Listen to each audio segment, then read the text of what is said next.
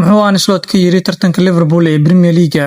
Tababaraha Liverpool Ancelotti ayaa sheegay inuusan diiradda saarin tartanka horyaalka Premier League ka hor safarkooda ay ku tagayaan Manchester City Axadda.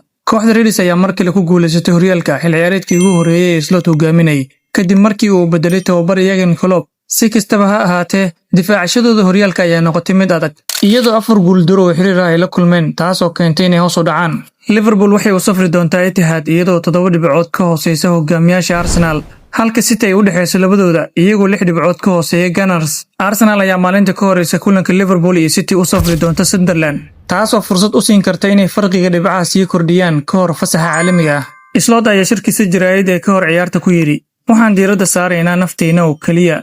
Diiraddeenu hadda waa joogteynta ciyaaraha.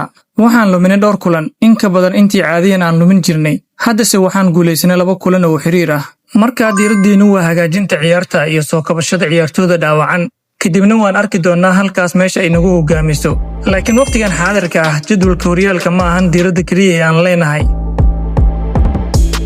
Maalin wanaagsan saaxiibayaal, warbixintaasna waxay qayb ka tahay barnaamijkeenii bandhigga ciyaaraha oo aan maanta ku soo qaatay wararkii ugu dambeeyay ee kubadda cagta.